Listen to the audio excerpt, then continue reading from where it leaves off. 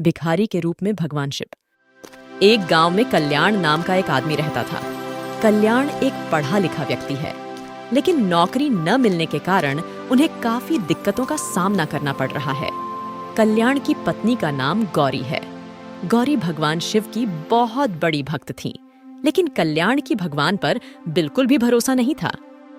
गौरी, मजदूर भी अच्छा पैसा कमा रहा है, पर मैंने इतने मेहनत से पढ़ाई की, काफी उधार भी लिया, फिर भी मेरे पास कोई भी नौकरी नहीं है। ऐसा ही चलता रहा तो मैं घर कैसे चलाऊंगा? कम से कम गौरी, तुम तो कुछ छोटा मोटा काम करके कुछ पैसा कमा रही हो, नहीं तो हम दोनों की किस्मत में खाना भी नसीब नहीं होता। आप तो इंटरव्यू के लिए गए थे ना, उसका क्या हुआ? अरे जिस भी ऑफिस में जाता हूँ वो लोग रिश्वत मांगता है। 2 लाख, 2.5 लाख, कहीं कहीं 5 लाख भी मांगता है। अगर मेरे पास इतना पैसा होता तो मैं नौकरी क्यों करने आता? वो लोग तो ये समझने की कोशिश भी नहीं करता। क्या जमाना आ गया है, रिश्वत के बिना नौकरी नहीं मिलती। हमारे पास तो इतना पैसा भी नहीं है, पढ़ाई के बाद भी नौकरी पाना आजकल बहुत मुश्किल हो गया है। हाँ गौरी, मेरा दर्द कोई नहीं समझेगा। हर कोई मुझसे इस तरह से देखता है जैसा कि मैं पागल हूँ। मैं पढ़ा लिखा मूर्ख बन गया हूँ, मेरा शिक्षा बेकार हो गया है। ऐसा मत कहिए, बुद्धिमत्ता और शिक्षा का हमेशा मूल्य रहेगा। इसलिए अब मैं जो कहती हूँ आप वैसा करें, आपको देखना जरूर नौकरी मिलेगी। वो कैसे? 1 से 4 सोमवार तक भगवान शिव की पूजा करें, देखना आपको जरूर नौकरी मिलेगी। अरे गौरी, ये सब बेकार की बात मुझे मत बताओ। इतने साल पढ़ाई लिखाई करके नौकरी नहीं मिला और अभी भगवान से प्रार्थना करने से नौकरी मिल जाएगा, ये सब बेकार की बात है। इतना कहकर कल्याण फिर से एक फाइल हाथ में लेता है और नौकरी की तलाश में निकल जाता है। उनके साथ तालमेल बिठाना थोड़ा मुश्किल है। वो हर कोशिश करते हैं, लेकिन जब भी भगवान को पूजा करने की बात करती हूँ तो नाराज हो जाते हैं। पर उन्हें तो ये समझ में नहीं आती है कि जितनी भी कोशिश कर ले पर भगवान के आशीर्वाद की जरूरत होती है। शिव जी, अब आप ही कुछ करें। इतना कहकर गौरी अपना काम करती रहती है। दूसरी ओर कल्याण अपनी फाइल लेकर एक कार्यालय में जाता है। वहां का अधिकारी सीधे कल्याण से कहता है, देखिए, आपकी इस फाइल में क्या है मुझे देखने की जरूरत नहीं है, मुझे सिर्फ पैसा चाहिए। अगर आपको इस ऑफिस में नौकरी करना है तो मुझे 5 लाख रुपया अभी दीजिए। अगर मेरे पास इतना पैसा होता तो मैं आपके ऑफिस में काम करने क्यों आता? आप लोग तो एजुकेटेड हो, आप तो समझेंगे ना। देखिए, आप एक काम कर सकते हो, मैं आपको नौकरी दे दूंगा। जब तक 5 लाख रुपया जमा नहीं हो जाते, मैं हर महीने आपके सैलरी से पैसा काट लूंगा। अरे आप लोग वास्तव में ऐसे करेंगे तो मेरा घर कैसे चलेगा? मैं काम कैसे कर सकता हूँ? मैं आपके ऑफिस में नौकरी नहीं करूंगा। देखिए, आपको इस ऑफिस में नौकरी करना ही होगा। इस शहर में जितने भी ऑफिस है वो हमारे नियंत्रण में है। आप अपना फाइल को लेकर शहर के जितने भी ऑफिस में जाएंगे, आपको नौकरी नहीं मिलेगा। अगर आप अभी 5 लाख रुपया जमा कर देंगे तो आप कल से ज्वाइन कर सकते हो। अगर नहीं है तो आप काम करते रहिए, आपके सैलरी से काट के भुगतान कर लेंगे। आपको कल तक समय दे रहा हूँ, आप सोचकर बोलिएगा। अधिकारी के ऐसा कहने पर कल्याण को बहुत दुख होता है। वह उदास होकर घर चला जाता है। आपको क्या हुआ? आप इतने उदास क्यों हैं? क्या बात है? जैसे ही गौरी पूछती है, कल्याण कार्यालय में जो कुछ भी हुआ वह सब बताता है। गौरी को भी ये सुनकर बहुत दुख होती है। कम से कम अब तो उस महान भगवान शिव से प्रार्थना करे, वो आपकी जरूर मदद करेंगे। जब गौरी ऐसा कहती है तो कल्याण उस कठिन समय में भगवान से प्रार्थना करने का फैसला करता है। कल्याण अपने घर में शिवलिंग के सामने जाता है और यह कहता है, स्वामी, इस समय मैं बहुत ही मुसीबत में फंस गया हूँ। मैं इतने दिनों से परेशान था क्योंकि मेरे पास कोई नौकरी नहीं था, पर कुछ लोग नौकरी के नाम पर मुझे प्रताड़ित कर रहा है। कृपया मुझे इस परिस्थिति से बचाइए स्वामी। स्वामी, अगर आप मुझे अच्छी सैलरी वाला एक नौकरी दिला देंगे तो उसको घर में बिठाकर भोजन भी कराऊंगा और उसके साथ कपड़ा भी दूंगा। तो कल्याण शिवलिंग के सामने गिड़गिड़ाता है। शिव कल्याण का दर्द सुनता है। अगली सुबह कल्याण उठता है और बाहर बैठकर अपनी समस्या के बारे में सोचता रहता है। इसी बीच ऑफिस में जो कल कल्याण को धमकी दिया था, वो वाला अधिकारी कल्याण के घर आता है। अरे आपका घर यहाँ है? आपका घर ढूंढने में मुझे बहुत समय लग गया। देखो कल्याण, मुझे माफ कर दो। मैं तुम्हारे साथ बहुत ही खराब व्यवहार किया, मुझे ऐसा नहीं करना चाहिए था। देखिए कल्याण, आप कल से मेरी ऑफिस ज्वाइन कर सकते हो। आपको एक भी रुपया देने की जरूरत नहीं है। क्या बात है, आप इतना जल्दी कैसे बदल गया? आप इस तरह से क्यों डर रहे हो? अरे कल रात भगवान शिव मेरे सपनों में आए थे। वो मुझ पर बहुत ही क्रोधित था और उन्होंने मुझे बताया कि तुम्हारे साथ कुछ गलत न करूं, इसलिए मैं सुबह सुबह आपके घर में आया हूँ। सच बोलने के बाद अधिकारी वहां से भाग जाता है। कल्याण बहुत खुश है। देख रहे हैं आपको मैं कहती थी ना, उस भगवान के सामने एक बार जाके प्रार्थना करें तो आपकी मनोकामना भी पूरी हो जाएगी। पर आप तो मेरी बात नहीं सुनते। लेकिन देखिए, आज एक बार भगवान से प्रार्थना करने के बाद आपको नौकरी भी मिल गई है। ऐसा गौरी कल्याण से कहती है। कल्याण बहुत खुशी से ऑफिस ज्वाइन करता है। उस दिन से कल्याण नौकरी पर जाने लगा। इसके साथ साथ उसका अहंकार बढ़ गया। वह अपनी देवता शिव को पूरी तरह से भूल जाता है। ऐसे ही 1 महीना बीत जाएगा। ए लीजिए गौरी, आपके लिए एक रेशमी साड़ी लेकर आया हूँ। साड़ी तो बहुत अच्छी है, लेकिन आपको याद है ना, आपने कहा था कि नौकरी मिलेगी तो एक भिखारी की मदद करेंगे। हाँ गौरी, उसके लिए अभी भी समय है। चलो गौरी, इस पैसे से कुछ कपड़े और घरेलू कुछ सामान खरीदते हैं। इसलिए कल्याण अपने मासिक वेतन से सभी प्रकार की चीजें और कपड़े खरीदता है। भगवान शिव यह सब देख रहे हैं।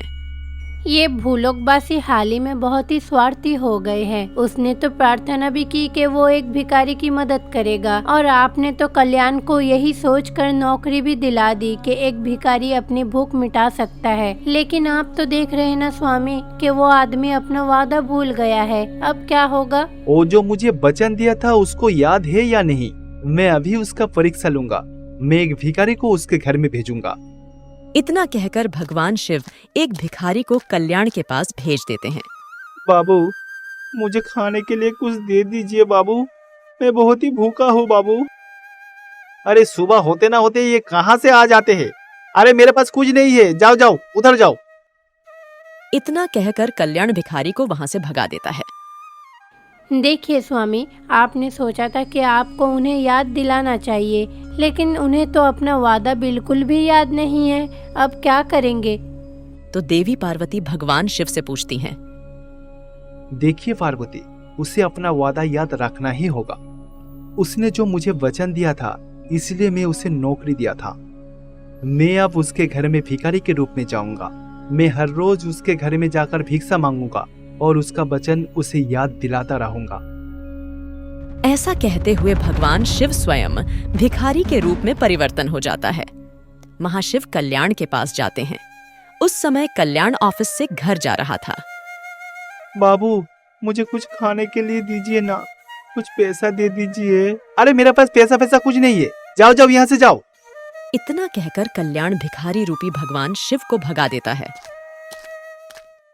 अगले दिन भी भगवान शिव फिर से भिखारी बन जाते हैं और कल्याण के पास जाकर कुछ भोजन मांगते हैं। फिर भी कल्याण भिखारी पर चिल्लाता है और उसे भगा देता है। क्या बात है, आप इतने नाराज क्यों लग रहे हो? क्या हुआ? अरे हाल ही में भिखारी बहुत ज्यादा हो गया है। 1 महीने से एक भिखारी मुझसे खाना और कपड़े दान करने के लिए कह रहा है। एक दिन मैं इस लोगों के विरुद्ध पुलिस में शिकायत दर्ज कर दूंगा। तो कल्याण खिड़की से बाहर देखता है। कल्याण देखा कि उस भिखारी उसकी खिड़की के सामने खड़ा है। अरे ये भिखारी तो यहाँ तक भी आ गया है। देखो देखो कैसी घर की ओर देख रहा है। कल्याण गौरी से कहता है। गौरी खिड़की से बाहर देखती है, लेकिन गौरी को बाहर कोई भी नजर नहीं आती। कहाँ? वहाँ तो कोई भी नहीं है। वो भिखारी सिर्फ आप ही को क्यों दिखता है? अरे गौरी, सच में क्या वो भिखारी तुम्हें दिखाई नहीं दे रहा है? अरे ये तो आश्चर्य की बात है।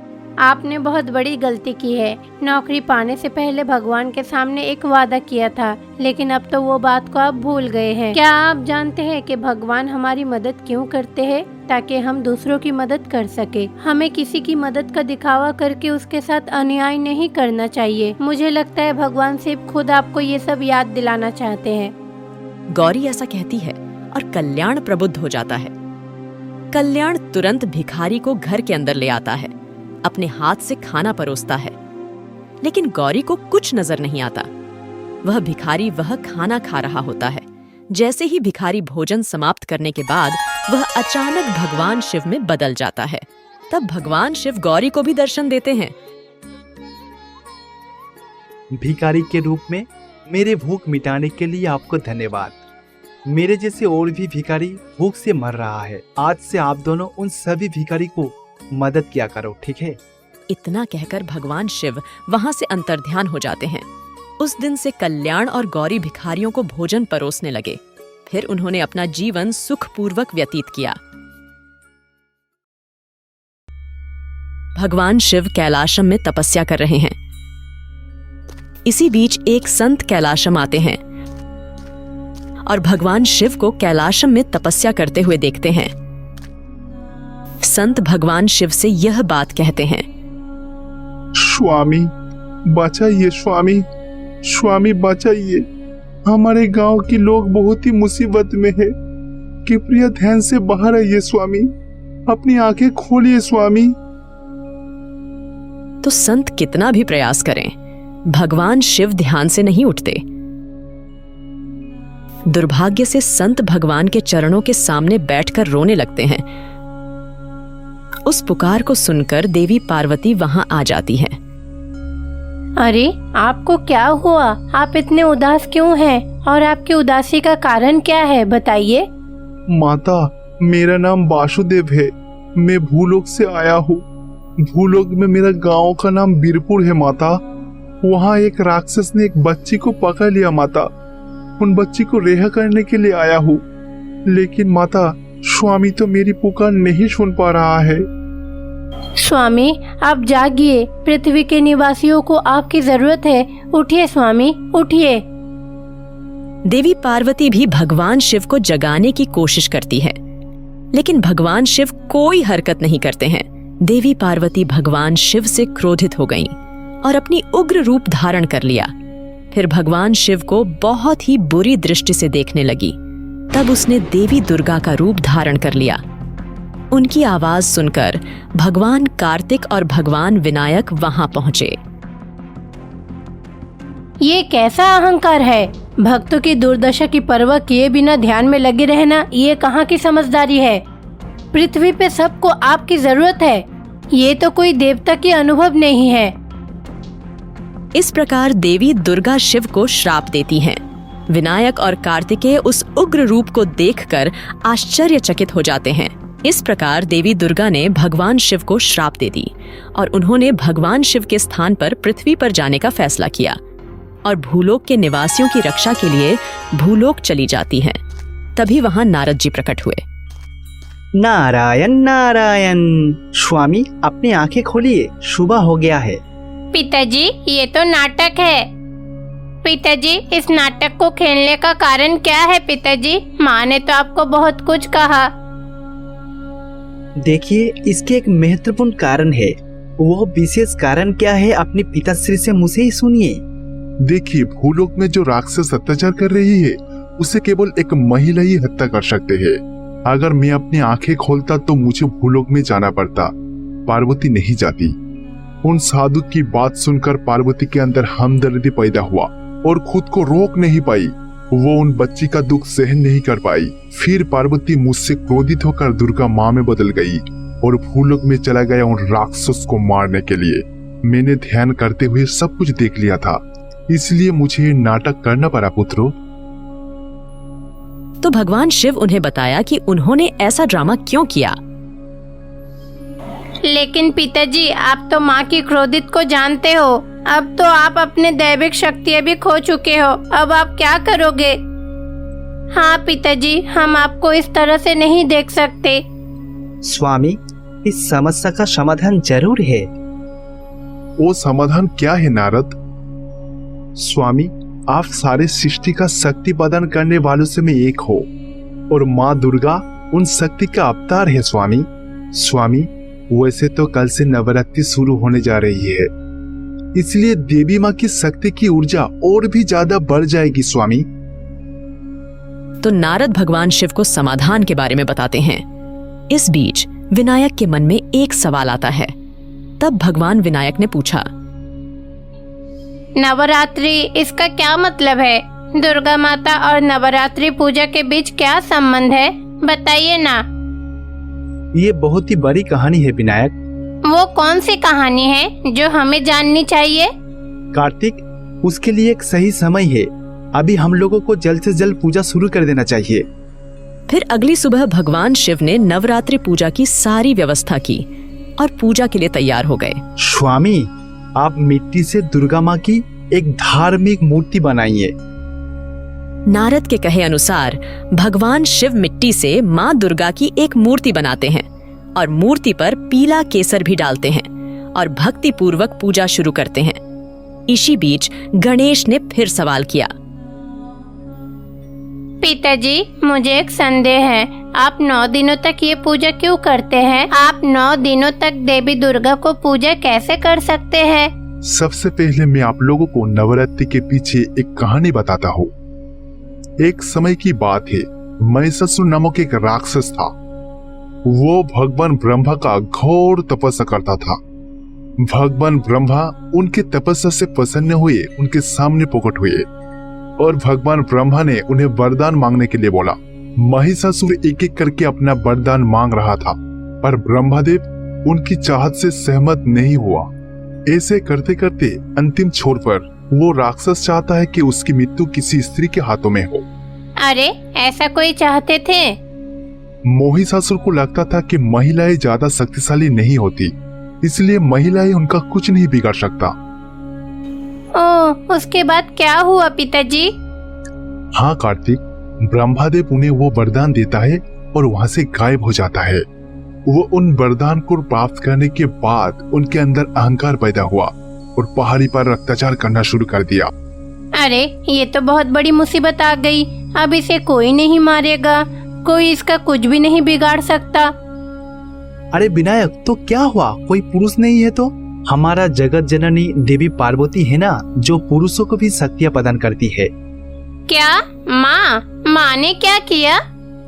अरे कार्तिक, देवी पार्वती, देवी लक्ष्मी और देवी सरस्वती तीनों मिलकर एक स्त्री का रूप धारण किया।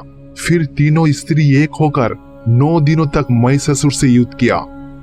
उन्होंने 9 दिनों तक 9 रूपों में उन राक्षस महिषासुर से युद्ध की थी।